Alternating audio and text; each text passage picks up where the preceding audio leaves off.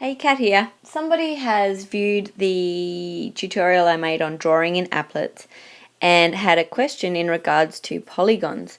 So I'm going to quickly explain to you how to use the Draw Polygon feature to draw a polygon. So firstly, a polygon is a figure, especially a closed plane figure, having 3 or more usually straight sides. So for example, a triangle is a polygon. It's a closed-in shape. It's got 3 straight sides in this case. That means it has 3 vertices.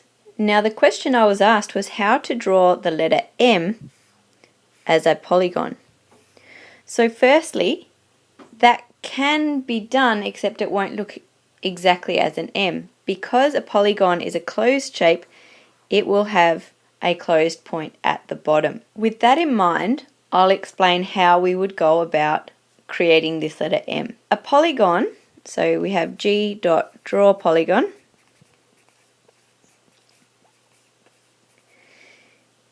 and we give it an integer array containing all the x vertices, an integer array containing all the y vertices, and then a number that is the number of vertices in the polygon. Let's start quickly with the vertices. We've got the bottom left corner, top left, the middle point, top right, and bottom right. So that means there's 5 vertices. That means that as I make my integer arrays with all the x points and then all the y points, they will each have 5 items in there. So let's say I create an array for all the x vertices. So I'll call it x, curly braces. So what it needs to say is if this is my screen, how far in are those points? So bottom left, let's say for example that was 20. That means that the top left is in the same line with that, so that is also 20. Let's say for example that that middle one is a further 10 pixels across the screen, and then the 2 end points are also 10 along from that, so 40 and 40. Okay, so that's just saying how far across the screen each of those points are. Just quickly as well, this one has been my first point, second point, third, fourth, and fifth. Okay, so we've done our x variables. Now let's look at our y variables.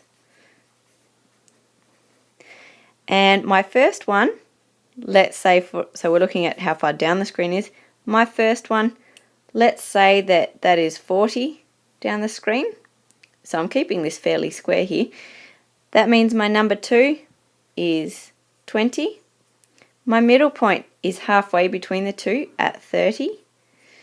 My fourth point is back up at 20, and my last point there is back at 40. Obviously you can change these dimensions to get the shape that you want. Now in my actual line of code, in my g.draw polygon, I give the x array, and in the second one I give my y array. So let's quickly go to Eclipse and code this example. So looking in Eclipse, I've just created a new class called the letter M because that's the polygon we wanted to create. So what we looked at a moment ago was that we needed an integer array to contain all the x variables, and we gave them the values of, let me see, 20, 20, 30, 40, and 40. And then we created another integer array with all our y variables, and they had the values. They were 40, 20, 30, 20, 40. Okay. Then in Paint we used g.draw polygon, and then we had to give it the array containing all the x points, the variable containing all the y points, and then we need to tell it how many points there are all up. So if we just run that, let's have a look. and we've got our letter M that's closed in at the bottom. Now if I said fill polygon, that would end up a solid block.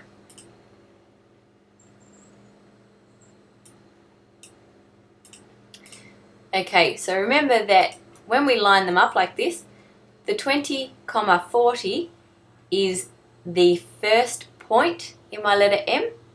The 20, so lining them up, the 20 is the second point, which is the top left corner of my M. The 30 is that middle low point of the M. 40 is the top right, and 40 is the bottom right. So that is how you use the integer arrays and the polygon to create the shape of your choice. Remember that the number of vertices is always equal to the number of items in your array. Your X array must contain the same number of items as your Y array. Good luck with polygons!